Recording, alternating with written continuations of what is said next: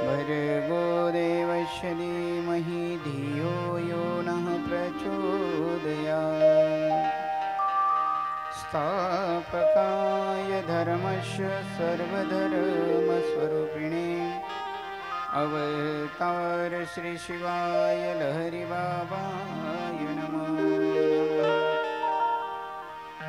गजाननं भूतगणादिसेवितं कपीतजम्बोफलचारुभक्षणम् उमासुतं शोकविनाशकारकं नमामि विघ्नेश्वरपादपङ्कजम्। नारायणं नमस्कृत्यं नरं चैव नरोत्तमं देवीं सरस्वतीं व्यासं ततो जयमुदीरये। वन्दे देवमुमापतिं सुरगुरुं वन्दे जगत्कारणं वन्दे पन्नगभूषणं मृगधरं वन्दे पशूनां पतिं वन्दे सूर्यशशाङ्कवनिनयनं वन्दे मुकुन्दप्रियं वन्दे भक्तजनाश्रयं च वरदं वन्दे शिवं शङ्करं शान्तं पद्मासनस्थं शशिधरमुकुटं पञ्चवक्त्रं त्रिनेत्रं शूलं वज्रं च खड्गं परशुभयदं दक्षिणाङ्गभन्दं नागं पाशं च घण्टाकडमरुकसहितं शाङ्कुशमवामभागे नानालङ्कारदीप्तस्फटिकमणिनिभं पार्वतीशं नमामि। स्थापकाय धर्मस्य सर्वधर्मस्वरूपिणे अवतार श्री शिवाय लहरी बाबाय नमो नमः।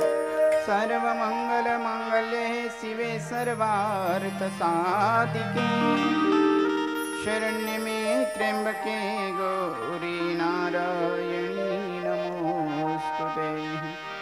राधा मेरी स्वामिनी मैं राधे जुकोदास जन्म जन्म मोहि दीजियो श्री वृंदावन मनोजव मारुततुल्य वेगं जितेन्द्रियं बुद्धिमतां वरिष्ठं वातात्मजं वानरयूथमुख्यं श्रीरामदूतं शरणं प्रपद्ये। सच्चिदानन्दरूपाय विश्वोत्पत्त्यादिहेतवे तापत्रय विनाशाय श्रीकृष्णाय वयं नमः। स्थापकाय धर्मस्य सर्वधर्मस्वरूपिणे अवतार श्री शिवाय श्री साईनाथाय नमो नमः। अवतार श्री शिवाय साईनाथाय नमो नमः। सद्गुरुदेव भगवान की जय। गोपाल कृष्ण भगवान की जय। पंढरीनाथ भगवान की जय। माऊली ज्ञानेश्वर महाराज की जय। जगद्गुरु संत श्री तुकाराम महाराज की अवधूत चिंतनम श्री गुरुदेव दत्त दत्तात्रेय भगवान की। मार्कंडेश्वर भगवान की। सातेरी मात की। उडाणेश्वर भगवान की। महालक्ष्मी मात की। महाकाली मात की। मच्छिंद्रनाथ भगवान की। गोरक्षनाथ महाराज की। सिद्ध महापुरुष भगवान की जय। सब साधु संतन की जय। नमः पार्वती पते हर हर महादेव।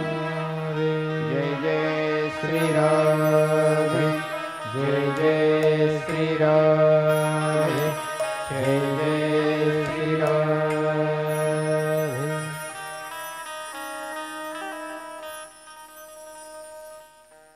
नित्य प्रति आराध्य दैवत परमहंस ब्रह्मानंद लहरी बाबा चराचरामध्ये वास करणारी श्री गुरुदेव शक्ती व्यासमंचावर विराजमान अकारण करुणावरुणालय भक्तवांच्या कल्पतरू तडिदित विनिंदित पितांबरधारी भगवान परमात्म्याच्या असीम प्रेरणेने श्री सद्गुरु साईनाथांची वाङ्मयी प्रतिमूर्ती श्री साई सच्चरित्र महापुराण समुपस्थित माता सरस्वतीच्या रूपाने नटलेला माझा वाद्यवृंद, समुपस्थित सर्व ममतामयी माता एवं सज्जनांनो, गत दरवर्षी प्रमाणे यावर्षी सुद्धा अखंड हरिनाम सप्ताहाचं आयोजन सुंदर आणि अशा परमपवित्र वातावरणामध्ये आपण उपस्थित केलेलं आहे। आज द्वितीय दिवसामध्ये प्रवेश करत असताना काही क्षण भगवान श्री साईनाथांचं चिंतन करू। सगळ्यांनी हात वर करायचे, मुखाने नामस्मरण करायचे। काही क्षण श्री सद्गुरु साईनाथांचे। साईरा साईरा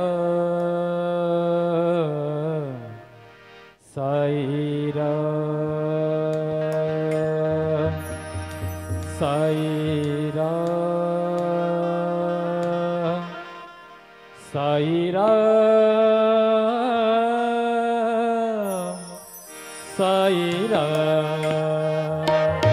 साईरा साईरा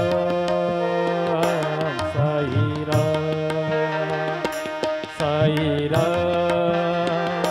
साईरा साईरा साईरा साईरा साईरा।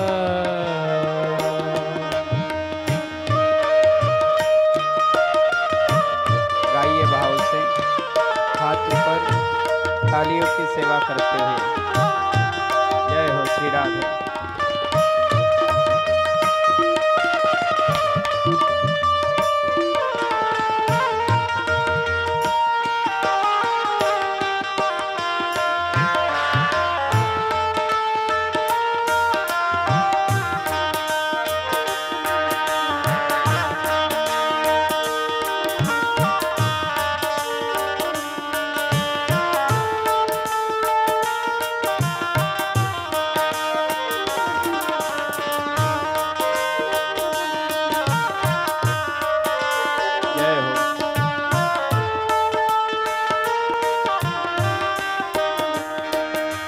साई राम साई राम साई राम साई राम साई राम साई राम साई राम साई राम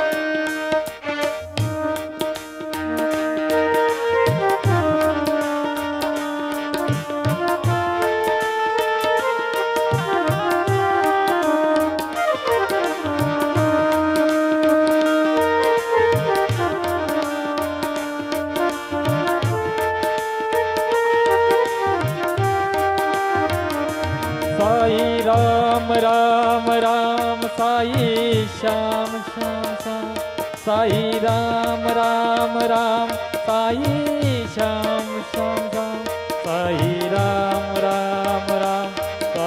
श्याम श्याम श्याम साई राम साई राम साई राम साई राम साई राम साई श्याम साई राम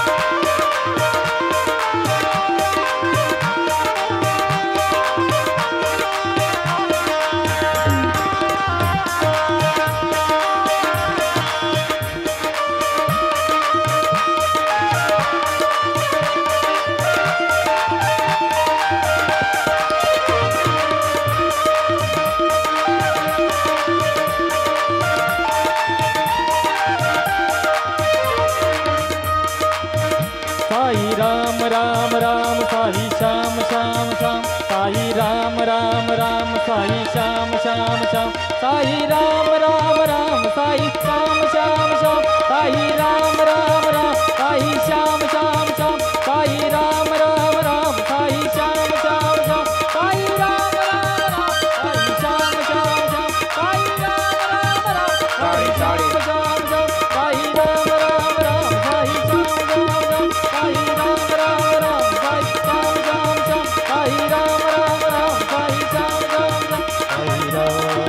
श्याम श्याम श्याम साई राम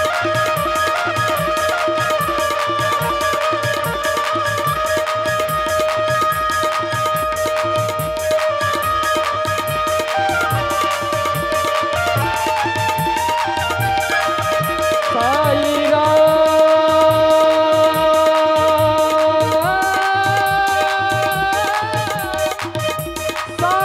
श्याम साई राम राम राम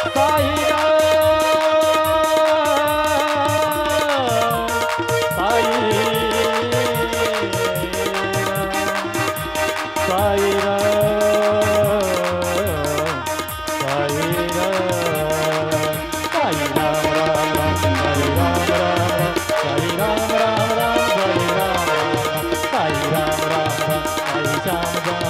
साई राम राम राम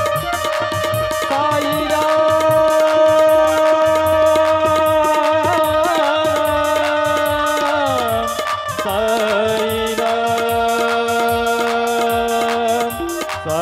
राम साई महाराज की जय, साधु संतन की जय, श्यावर रामचंद्र भगवान की, पवन सुत हनुमान की, मार्कंडेश्वर भगवान की, नमः पार्वती पतये हर हर महादेव।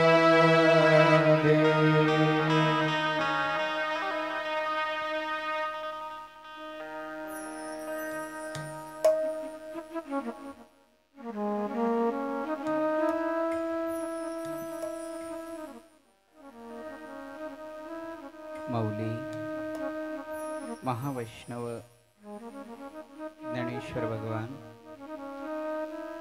श्री महंत तुकोबाराय महाराज, आद्य गुरु शंकराचार्य भगवान, उपस्थित माता सरस्वतीच्या रूपाने नटलेला माझा वाद्यवृंद, समुपस्थित सर्व ममतामयी माता एवं सज्जनांनो, गत दरवर्षीप्रमाणे यावर्षी सुद्धा अखंड हरिनाम सप्ताहाचं आयोजन, त्यामध्ये प्रामुख्याने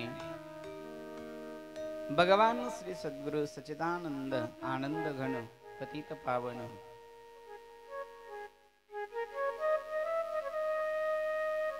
परम तेजोमयी स्वरूप भगवान श्री साईनाथांचं या श्री साई कथेमध्ये वर्णित केलेलं आहे।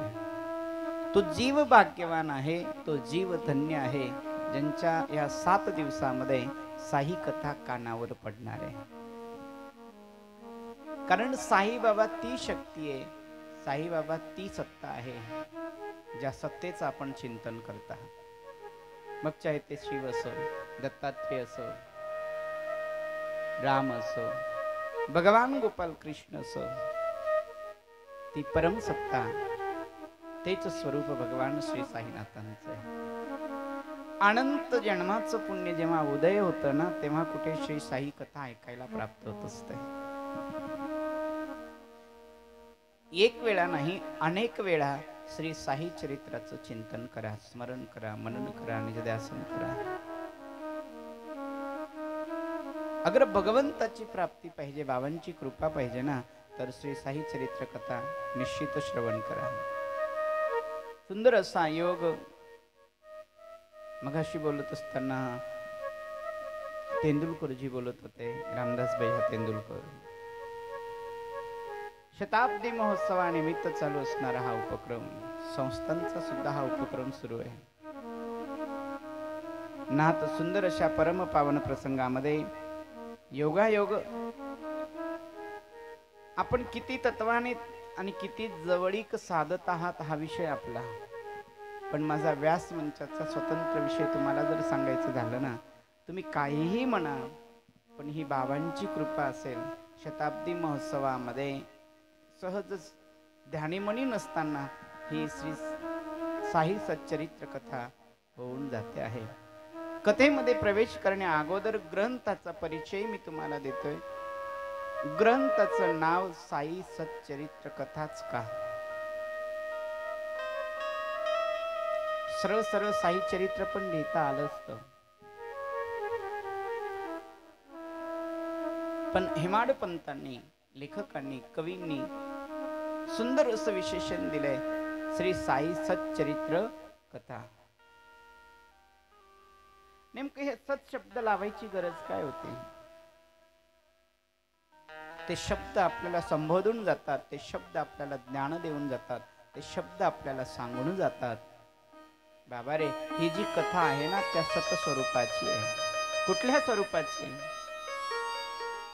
देवांना स्वरूप संत कसे असतात, कुठून आलात, काय करतात, याकडे आपण लक्ष घालायचं नसतं।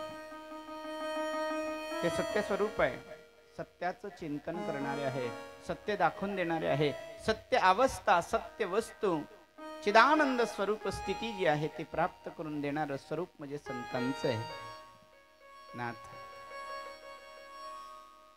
मग सत साई चरित्रामध्ये सत शब्द का आलाय? तर भागवतामध्ये गतवर्षी आपण कथा श्रवण केली आहे। आपणच नव्हे, 7 समुद्राच्या पलीकडे ज्या कथेचं चिंतन सगळ्यांनी केलं, त्यामध्ये मी ग्रंथारंभी मंगलाचरणामध्ये स्तुती केलेली होती, आठवण करून देतो। ह्यासाठी त्या सत आणि ह्या सत मध्ये अंतर काय? सत्यतेचं स्वरूप जाणून देण्याकरता प्रमाण देणं आवश्यक आहे। म्हणून भागवतामध्ये आलं होतं, जन्मादश्येतून वयादितरतश्चार्थेष्व विज्ञेश्वराट तेने ब्रह्म हृदयादिकवय मुह्यन्ति सूर्ययो तेजो वारी यथामृथा विनिमयो यत्र त्रिसर्गोर्मृषां धाम्ना स्वेन सदा निरस्त कुहकम सत्यम परम धीमहि। कोणाची स्तुती केली भागवतामध्ये? तिथे ना कन्हैयाची स्तुती आहे, ना भगवान द्वारिकाधीशची, ना रामचंद्रांची, ना भगवती देवीची, ना शिवाची, ना दत्तात्रयांची, कुठल्याच देवाची नाही, सत्य स्वरूपाची स्तुती केली। म्हणून इथे सुद्धा ग्रंथाच्या आरंभी साई सत, कळलं का? म्हणजे त्या सत्य स्वरूपाचं शरीर साईबाबांचं आपल्या समोर दिसतंय, कळलं का? शरीर भागवतामध्ये भगवान गोपाल कृष्णांचंही समोर होतं, मग नाव टाकता आलं असतं नाही. सत्य शब्दाने स्तुती केली, सत्य शब्दाने स्तुती केली ते सत्याचीच. मग जगतामध्ये सत्य काय आहे? जगतामध्ये सत्यमय बाप, ना भाऊ सत्य आहे, ना बहीण सत्य आहे, ना घर सत्य आहे, ना दार सत्य आहे, ना शेती सत्य आहे, ना संपत्ती सत्य आहे. सत्य केवळ एक आहे, ते म्हणजे सद्गुरूंचे चरण. बस, सद्गुरूंचे चरण म्हणजे तुम्हाला नौकेचा आधार देतात. भवसागरातून तरुण जायचं असेल तर गुरु चरणारविंदाची नौका घ्या, नाही का? गुरु चरणारविंदाचा आधार घ्या. कारण रामचरित मानसामध्ये सांगितलंय, गुरु बिन भव निधी तरईन कोई, राम कृष्ण बीरंची सम होय. गुरु बिना भवनिधी तरईन कोई. गुरु विना मार्ग नाहीये. गुरु विना आपण त्या परम तत्वाला प्राप्त करू शकत नाही. म्हणून गुरु चरणारविंद आवश्यक आहे. ज्यांनी गुरु चरणारविंदाची नौका आपल्या जीवनामध्ये घेतलेली आहे, या भवसागरातून तरुण जाण्याकरता त्यांना भीती नाही, पण आधार घेतला आहे का ते बघा. आणि ती नौका कधी फुटू नये, लक्षात घ्या. गुरु चरणारविंदाची नौका आपण आपल्या जीवनामध्ये जर तयार केलेली असेल तर त्या नौकेला नित नवीन ठेवा, नवीनतम ठेवा. त्या नौकेला छिद्र पडू देऊ नका, त्या नौकेला चीर पडू देऊ नका, त्या नौकेला तडा जाऊ देऊ नका. कदाचित त्या नौकेला तडा गेलेला असेल, छिद्र पडलेला असेल, होणार काय? सज्जन हो, त्या तडा गेलेल्या जागेमधनं पाणी प्रवेश करणार आणि ती नाव डुबण्याची जास्त शक्यता असते, कळलं का? मग अविश्वासाचं छिद्र, अज्ञानाचं छिद्र, मीपणाचं छिद्र, अहंकाराचं छिद्र, अभिमानाचं छिद्र, वासनेचं छिद्र, तृष्णेचं छिद्र, भुलीचं छिद्र, भ्रांतीचं छिद्र आपण त्या नावेला पडू देऊ नका. आणि त्या नावेमध्ये बसून राहा. त्या नावेचा आधार घेऊन वरून नाम जीवनामध्ये सतत स्मरण करा. गुरुनी जे नाम दिलेलं आहे त्या नामाचं जाप करा, प्रवेश करा, साधनेत प्रवेश करा, परमार्थाकडे प्रवेश करा, त्या परमतत्वाला जाणण्याकडे लक्ष वेधा. जीवन तर येणार आहे. तुमचा आमचा एक एक श्वास चाललेला आहे, एक एक श्वास आपला व्यर्थ चाललेला आहे. एक एक श्वास हरिभजनाविना ज्या माणसांचा श्वास जातो, एक एक श्वास आपलं बुरं पाहण्यामध्ये चाललेलं आहे, एक एक श्वास आपलं दुष्कृतामध्ये चाललेलं आहे, एक एक श्वास आपलं व्यसनांमध्ये चाललेलं आहे, एक एक श्वास आपलं ज्याला आपण म्हणू अभद्र आपण बोलतोय त्यामध्ये चाललेलं आहे, एक एक श्वास आपला खर्ची जातोय. आणि सांगू सज्जनो, एका एका श्वासाने तास बनलेला आहे. तास तुमच्या जीवनातला निघून गेला. एक श्वास म्हणजे एक सेकंद तुमचा चाललेला आहे. 1 मिनिट जातोय, 10 मिनिट, 15 मिनिट, 20 मिनिट, 1 तास असाच निघून जातो. 2 तास चालले, 3 तास, 6 तास, 12 तास, 18 तास, 24 तास कधी जातात कळत नाही. असे तास जात असताना दिवसेंदिवस आपले जात आहेत. जर दिवस आपले निघून चाललेले आहेत तर आपण परमार्थ साध्य करणार कधी? सच्चिदानंद सद्गुरु साईनाथ बाबा साहित्य चरित्रामध्ये हेच सांगतात. बाबांनो, मी आलो आहे ते तुमच्या उद्धारासाठी, मी आलो आहे ते तुमच्या कल्याणासाठी, मी आलो आहे तुम्हाला सत्कर्म दाखवण्यासाठी, मी आलो आहे तुम्हाला त्या सत्य अवस्थेपर्यंत पोहोचवण्यासाठी. जीवनामध्ये तेच अंतिम ध्येय आहे, लक्षात घ्या. ह्या वस्तूपेक्षा बाकी कुठेच काही मागू नका. बाप, अरे संसारामध्ये सगळ्या वस्तू प्राप्त होतील, सगळ्या. पैसा मिळेल, धन मिळेल, रत्न मिळेल, नाही त्या वस्तू मिळतील, पण एक वस्तू अशी आहे जे कुठेच मिळत नाही, ते संत चरणारविंदामध्येच मिळतं. आणि ती वस्तू म्हणजे त्या सत्याची प्राप्ती, त्या ईश्वराची प्राप्ती, त्या भगवंताची प्राप्ती. मग त्या भगवंताची जर प्राप्ती हवी आहे ना सज्जन हो, तर एक मला सांगावं असं वाटतं, एकाग्र होऊन श्रवण करा. 7 दिवसाची कथा. कथा साईबाबांची आहे, कथा सद्गुरूंची आहे, कथा श्री साईनाथांची आहे. आणि कथा साई स्वरूप एक शरीर तुमच्या समोर आहे, पण लक्षात घ्या ही कथा त्या सत्य स्वरूपाची आहे, ज्या सत्य स्वरूपाचं आपण चिंतन करतो. मग त्यालाच कोणी राम रूपामध्ये भजतो, त्यालाच कोणी शिव रूपामध्ये भजतो, त्यालाच कोणी भगवतीच्या रूपामध्ये भजतो, त्यालाच कोणी कन्हैयाच्या रूपामध्ये भजतो आणि त्यालाच कोणी साई रूपामध्ये भजतो. लक्षात घ्या. कारण भगवान साईनाथाने साई चरित्रात सांगितलंय, जो भय आहे, भयभीत आहे, ज्यांच्या हृदयामध्ये भय आहे, अशा भयभीत व्यक्तीने माझ्यापर्यंत यावं. भयभीत झालेल्या व्यक्तीला मी अभय देईन, हे बाबांचं वचन आहे. लक्षात घ्या. जो भयभीत आहे, ज्याला भुक्ती पाहिजे त्याला भुक्ती देईन, ज्याला मुक्ती पाहिजे त्याला मुक्ती देईन. मी जरी निघून गेलो ना तर माझ्या तुरबतीमधून तुम्हाला मी आहे याची साक्ष माझ्या समाधीतली हाडं देतील. लक्षात घ्या. आणि सज्जनो, आपण पाहतो दरवर्षी काही ना काहीतरी चमत्कार चालूच असतो. दरवर्षी आजही तिथे तुम्ही जर कदाचित आपण गेलात ना तर तुम्हाला त्या भावना जाणीव होतात, जागृत होतात आणि व्हायला पाहिजे. जोपर्यंत आपण हे तत्व समजून घेणार नाही तोपर्यंत साई चरित्र कथा कळणार नाही. साई चरित्र मध्ये एखाद्या संतांचं मी चरित्र सांगतोय अशातला भाग नाही. साई चरित्र कथामध्ये त्या परम सत्तेची कथा आहे. साई चरित्र कथा म्हणजे तुमच्या रोमरोमामध्ये दडलेल्या परम ईश्वराची कथा आहे. साई चरित्र कथामध्ये ती कथा आहे ज्या तत्वासाठी आपण एकवटलेलो आहोत, ती कथा आहे. नीट ऐका.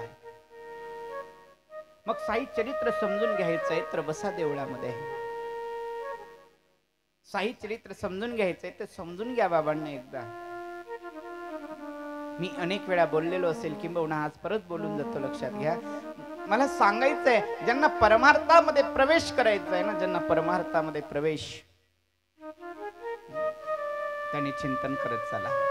कशाचं करायचंय? आमच्या वारकरी संप्रदायातील संतांनी सुंदर सुंदर प्रमाण दिलेलं आहे. देव शोधायचं असेल ना, देव बघायचं असेल ना, तर महाराज सद्गुरूच्या चरणारविंदापर्यंत पोहोचा.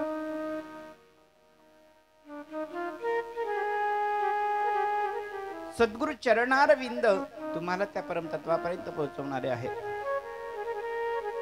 म्हणून मला सांगायचं आहे सज्जनो, श्रीमद भागवत कथा, श्री शिव महापुराण कथा, देवी भागवत कथा, राम कथा आदी आपण सर्व ग्रंथाचं चिंतन केलेलं आहे आणि सर्व ग्रंथाचं चिंतन करून आज संत वाङ्मयाचा आपण अभ्यास करतो आहे.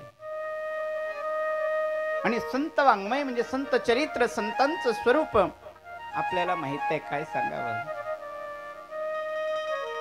रामचरित मानस मध्ये वर्णन आलेलं आहे. संतांचं चरित्र निर्मळ असतं, संतांचं चरित्र बेदाग असतं, संतांचं चरित्र निर्मल असतं, संतांच्या चरित्रामध्ये जाज्वल्य असतं, संतांच्या चरित्रामध्ये ती कृती असते जी पतितांना पावन करणारी असते. का? कारण तर तो त्यांच्या साधनेचा स्वभाव असतो. लक्षात घ्या. तो त्यांच्या साधनेचा प्रभाव असतो. ज्यांनी जाणलंय, ज्यांनी समजून घेतलंय, त्यांच्यासाठी श्री साई चरित्र ग्रंथ अतिशय प्रगल्भ असा ग्रंथ आहे.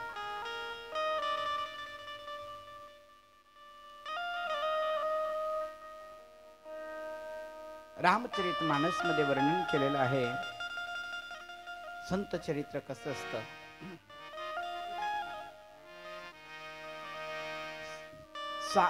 साधु चरित शुभ चरित कपासो निरस बी सद्गुणमय फल जासो. संतांचं चरित्र जसं कापूस आपण बघितलेलं असेल, बघितलेलं आहे ना, पांढरे शुभ्र कापूस जसा असतो ना, तसं संतांचं चरित्र शुभ्र असतं. त्याच पद्धतीचं चरित्र संतांचं असतं, एखाद्या कापसाप्रमाणे. म्हणून मी बोलत होतो की संत चरित्र श्रवण करत असताना संत संग जरूर श्रवण करा. कारण शास्त्राने सांगितलंय, कळलं का? संत चरित्र कळून घ्यायचं असेल ना तर सत्संग आवश्यक आहे. त्याशिवाय संत कळत नाही. शास्त्राने आदेश दिला आहे. तुका म्हणे संत म्हणाव तो कैसे, आपण भावे तैसे तेव्हाकडे. संत संत संत म्हणजे काय? कोणाला संत म्हणायचंय? केव्हा ती अवस्था, किती वेळ राहायचंय? लक्षात घ्या. किती? एक क्षण. डोळ्याचं पातन लागत नाही, डोळा उघडत नाही त्या क्षणाला एक क्षण म्हणतात, लक्षात घ्या. मग एक क्षणभर त्या देवाच्या द्वारावर तुम्ही कल्पना करा, मी जे बोलतोय अविश्वास नाही, कल्पना करा, विचार करा. खरंच आपण अहोरात्र ज्या ज्या मंदिरात फिरतोय, देवळात फिरतोय, खरंच आपण त्या योग्य आहोत? मग ज्ञानोबारायांनी जे सांगितलंय, आमच्या संतांनी जे सांगितलंय, ते नेमकं आपण काय करतोय ते विचार तुम्ही करा. देवाच्या द्वारावर उभं राहायचं फक्त एक क्षण. मग आपण 4-4 घंटे आरती करतोय, 2-2 तास आपले त्यात जातात. मार्ग कधी प्राप्त होणार, कधी मिळणार? किंबहुना तुम्ही कधीतरी अपेक्षा केली का, कधीतरी चेष्टा केली का, कधीतरी हा अनुभव घेण्याचा प्रयत्न केला का, की आम्ही जे आराधना करतोय, आम्ही जे चिंतन करतोय, आम्ही जे स्मरण करतोय, हे कशासाठी आहे, का असं होतंय? सर्व लक्षात घ्या. परमार्थामध्ये प्रवेश करायचा असेल तर 3 गोष्टी लक्षात ठेवा. एक, परमार्थ करायचा आहे ज्यांना त्यांनी आळस त्यागा. 2, परमार्थ ज्यांना करायचे त्यांनी क्रोध त्यागा. 3, ज्यांना परमार्थ करायचे त्यांनी लाज त्यागा. कळलं का? कारण ह्या गोष्टी ज्या आहेत या मनुष्याला पुढे पाऊल टाकू देत नाही. आणि एक सांगू, मग परमार्थाच्या वाटेवर जर जायचं असेल तर 4था मुद्दा आहे भय सोडा. कळलं का? 4 गोष्टी ज्यांना सोडता येतं. किती गोष्टी सांगितल्या मी? 1, आळस. 2, क्रोध. 3, सांगा काय म्हटलं? लाज. मला ऐकून राहिलं, मला ऐकू येत होतं ताज, म्हणून मी विचारत होतो पुन्हा पुन्हा. आळस, क्रोध, लाज आणि 4थं भय. आळस कोणी सोडली जीवनामध्ये? लक्षात घ्या.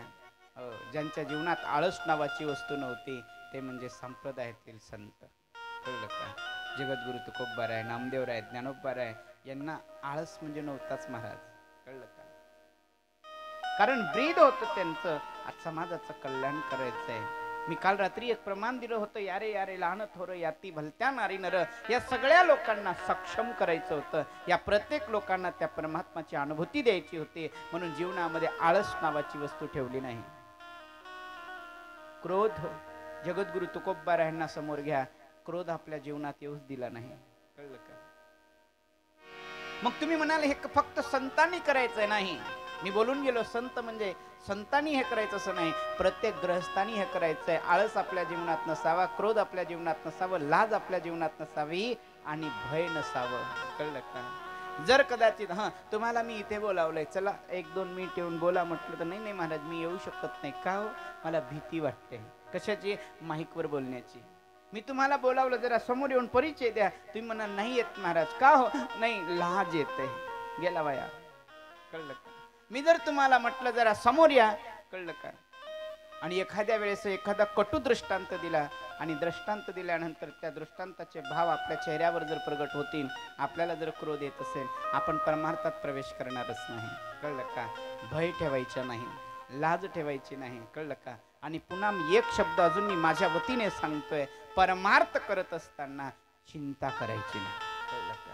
बस चिंतन करा. जो मनुष्य चिंता करतो ना, चिंतेच्या वाटेने जातो, तो जास्त कोरल्या जातो. आतून आतमधनं स्वतःला कोरतो तो जो चिंता करतोय. चिंता करू नका, चिंतन करा.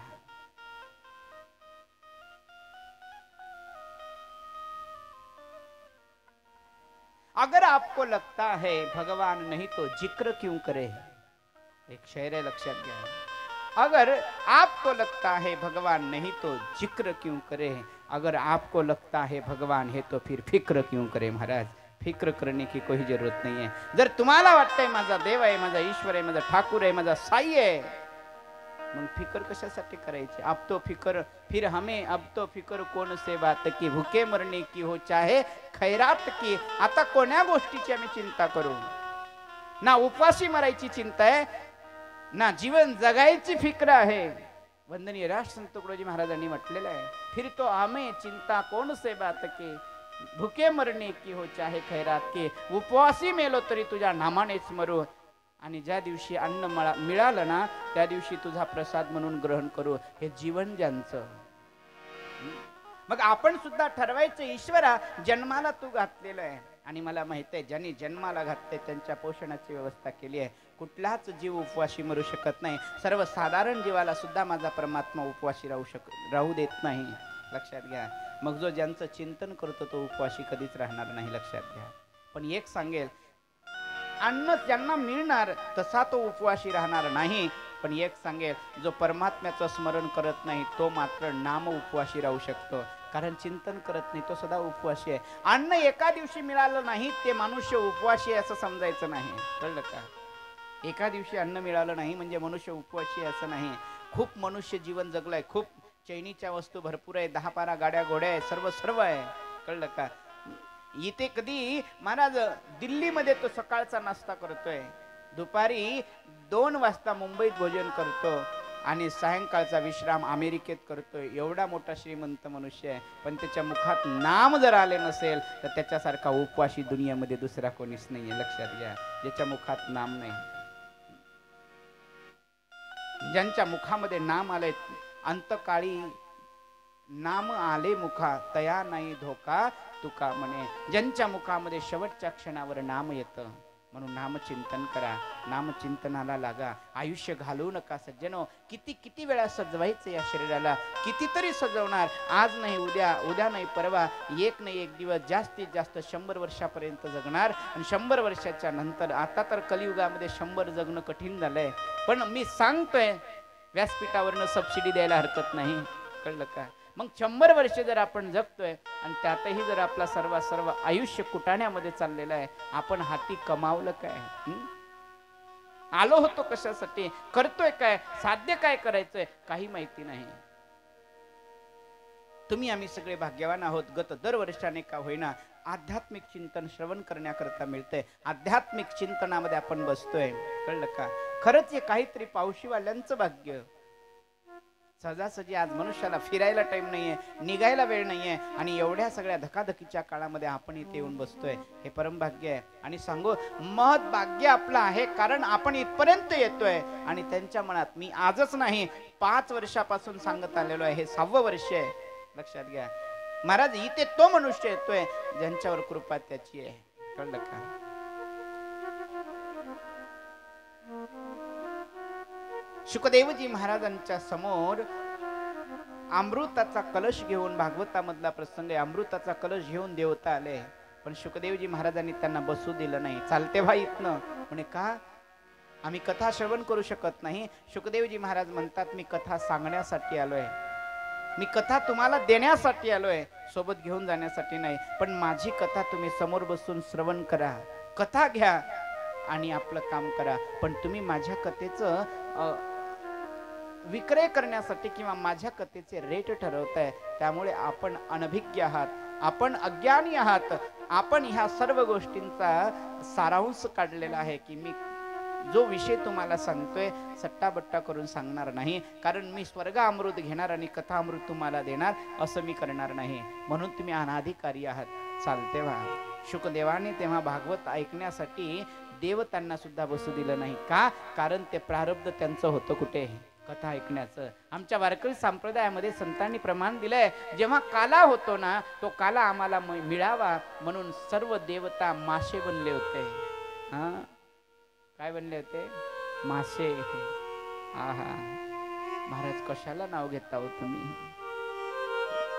तुम्ही म्हणाल कुठचे बनले होते? माहित नाही, पण बनले होते. आणि ते मासे म्हणजे खाऱ्या पाण्यातले नव्हते, यमुनेतले होते. कळलं का? आणि ते मासे महाराज प्रसाद ग्रहण करण्याकरता आलेले होते. लक्षात घ्या, प्रसाद.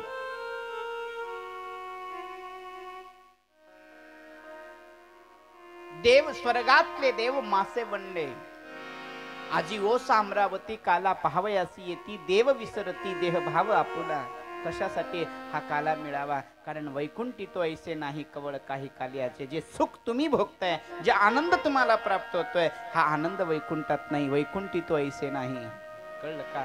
काय नाही वैकुंठामध्ये? तेच नाम. कोणतं नाम? जे देवाच्या द्वारावर उभं राहून घ्यायचंय. देवाची द्वारी उभा क्षणभरी. कळलं का? ते क्षण वैकुंठात मिळणे नाही. म्हणून साधू संत इथेच पुन्हा पुन्हा जन्माला येतात का? कभी राम बनके, कभी श्याम बनके, कधी संतांच्या रूपामध्ये, कधी भगवंताच्या रूपामध्ये, कधी दत्तात्रयांच्या रूपामध्ये, कधी शिवांच्या रूपामध्ये, तर कधी साईंच्या रूपामध्ये भगवंत प्रगट होतो. कशासाठी?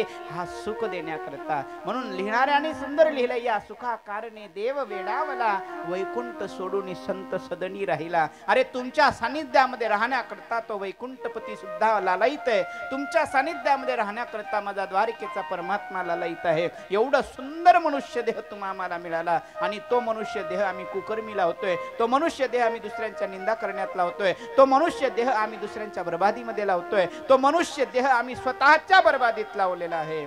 शिल्लक काय राहिलं? काय उरले ते पाहेगा, भजनाशी काय उरले पाहेगा.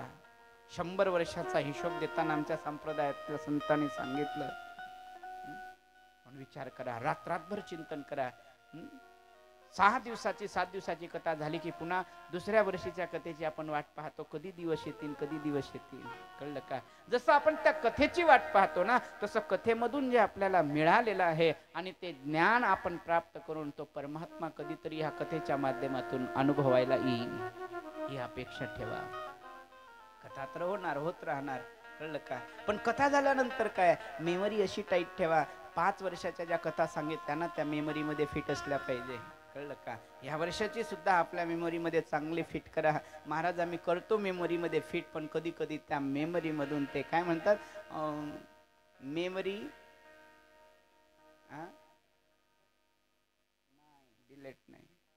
डिलेट तर कधी कधी होऊन जातात, तो विषय वेगळा. पण काही काही मेमऱ्या एवढ्या फॉर्मेट झालेल्या आहे महाराज. कळलं का? कधी कधी सर्व काही दिसतं पण आवाजच येत नाही. एखाद्या वेळेस मेमरी तसंही होतं. कळलं का? का असं होतं? दिसतंय सगळं पण आवाज येत नाही. एकदा तो आवाज ऐका. चला, विषांतर मी करणार नाही. मला सांगायचं होतं, देवाची द्वारी उभा क्षण बरी, तेणे मुक्तीचारी साधियल्या. कुठल्या द्वारावर? ज्या द्वारातून तुम्ही आम्ही येणं जाणं करतो ते देवळाचं द्वार आहे, आणि ज्या द्वारातून माझा हरी येणं जाणं करतोय ते देवाचं द्वार आहे. आणि त्या देवाच्या द्वारावर क्षणभर उभं राहायचंय. कसं राहायचं? यासाठी गुरुचरणारविंदाची कास धरा, गुरुचरणारविंदात राहा. कारण जगद्गुरु तुकोबारायांपासून, ज्ञानोबारायांपासून नामदेव महाराजांपर्यंत, कळलं का, ही परंपरा गुरूंची आहे. नामदेव रायांना जेव्हा कच्चं ठरवलं, संत संमेलन होतं, आणि संत संमेलनामध्ये नामदेवराय आले. सगळेजण संत, साधू संत आहे. आणि गोरोबा काकांनी हातामध्ये थापटणं घेतलं. थापटणं घेता घेता एक थापटणं नामदेव महाराजांच्या डोक्यावर ठेवलं. नामदेव महाराजांना लागलं, रडायला लागले नामदेव महाराज. बाकी संतांनी आपला जीव ब्रह्मारंध्रात नेऊन ठेवलेला होता. त्यांनी ज्याला आपण म्हणतो ना देहाभिमान म्हणा किंवा देहाचा भाषा म्हणा, हा सर्व काही संत विसरलेले होते. पण नामदेव महाराज देहातीतच होते. कळलं का? मग जेव्हा ते थापटणं लागलं, नामदेव महाराजांना मुक्ताईनी म्हटलं, अजून तू मला वाटतं कच्चाच आहेस. कळलं का?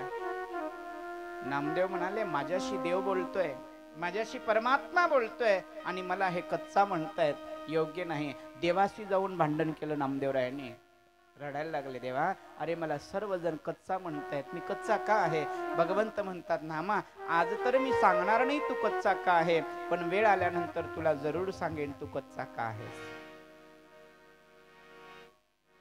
प्रसंगानुसार समजावून घेण्याचा प्रयत्न केला.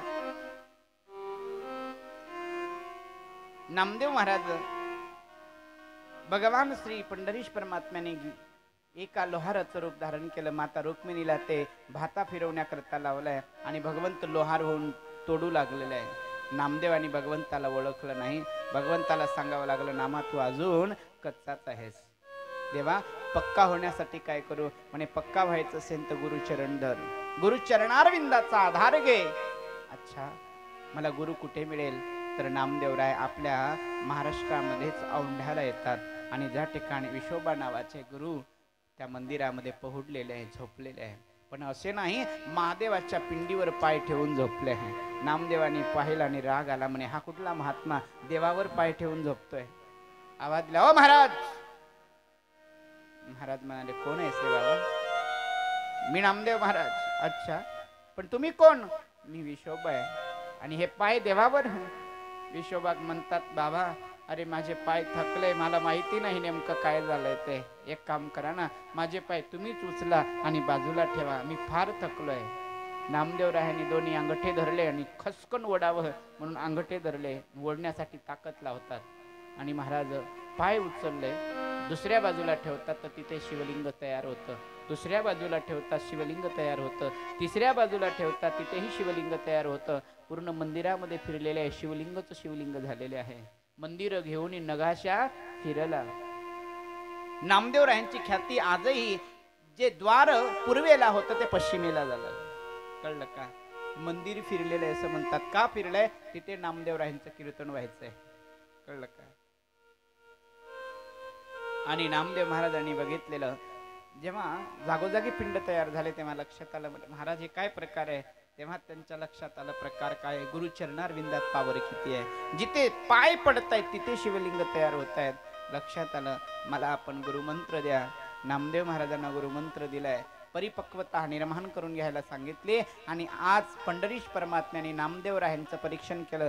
पंढरीश परमात्म्याने नामदेवरायांचं जेव्हा परीक्षण केलं, समोर असं वर्णन येतं की जेव्हा नामदेवराय पंढरपूरला जातात, सोबत शिदोरी घेतलेली आहे, ज्याला आपण आजच्या भाषेत टिफिन म्हणू, पण ते टिफिन डब्यात नव्हतंय, एका कापडात बांधलेलं आहे. आणि नामदेवराय जेवायला बसतात, तेवढ्यात कुत्र येतं आणि कुत्र येऊन ते पूर्ण जेवढी महाराज चपाती असेल भाकर असेल आपल्या मुखात धरून धावू लागलेलं आहे. आणि नामदेवांच्या लक्षात आलं, हा स्वान नसून माझा परमात्मा आहे, भगवान आहे. हातामध्ये तुपाची वाटी घेतली आणि मागे धावतात. प्रभू कोरडी पोळी खाऊ नको, ती गांजणार, एक काम करा, ही वाटी तुपाची घ्या. भगवंत प्रगट होतात, नामा आता तू कच्चा नाही, आता पक्का झालायस. केव्हा? कळलं का? गुरुचरणाचा आधार घेतला तेव्हा. मग मला सांगायचं होतं, देवाच्या द्वारावर उभं राहायचंय तर तो क्षण कळला पाहिजे. नामदेवरायांना सुद्धा देव सोबत होता, पण तो क्षण कळला नव्हता. तो क्षण माझ्या विशोबाने माझ्या नामदेवांना कळून दिला. तेव्हा कुठे देवाच्या द्वारावर थांबता आलं. चार मुक्त्या आहे, परा पश्चिंती मध्यमा, सॉरी 4 वाणी आहेत. कळलं का?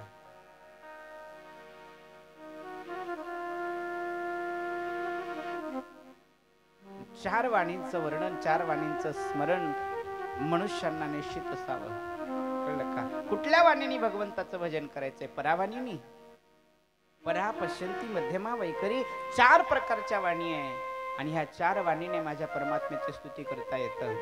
कळलं का? आज जरा समजून घेण्याचा प्रयत्न करा, उद्या एवढ्या डीप मध्ये नेणार नाही. कळलं का? आणि महाराज बाकीचं तर आपण नेहमीच ऐकतो, पण असलं ऐकायला मिळत नाही. लक्षात घ्या, मोठ्या भाग्यानेच एखाद्या वेळेस विषय छेडला जातो. मग 4 वाणी आहे, परा पश्यंती मध्यमा वैखरी. ह्या वाणी संतांच्या आहेत. परावाणीचं चिंतन संत करतात. परा पश्यंती, पश्यंती वाणी कुठे आहे? मध्यमा कुठे आहे? वैखरी कुठे आहे? परा नाभीच्या ठिकाणी आहे, पश्यंती हृदयाच्या ठिकाणी आहे, मध्यमा कंठाच्या ठिकाणी आहे आणि वैखरी ओठातून बाहेर येतं. लक्षात घ्या, या 4 वाणीचं स्मरण आहे. आणि यातून तुम्हाला नेमकं स्मरण कसं करायचंय, ते क्षण कसं साधायचंय हे गुरु सांगतात. कळलं का? म्हणून मला सांगायचं होतं की देवळामध्ये राहणं आणि देवळाच्या द्वारावर नव्हे तर ईश्वर ज्या द्वारातून जातो ते द्वार समजून घेणं. ते द्वार म्हणजे कोणतं आहे? देह कायाही पंढरी, आत्मा पांडुरंग. या पंचतत्वाच्या शरीरामध्येच हे सर्व काही आहे. या शरीराच्या बाहेर काहीच नाही आहे. लक्षात घ्या.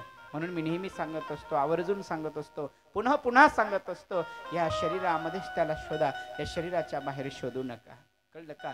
साईबाबांनी सुंदर चिंतन केलेलं आहे. श्री साई चरित्रामध्ये वर्णन येतं, साईबाबांनी ज्या लीला केल्या, ह्या यौगिक क्रिया मी कालही सांगितलं आणि आजही सांगणार, पुढे जेव्हा प्रसंग येणार तेव्हा तर आवर्जून सांगणार.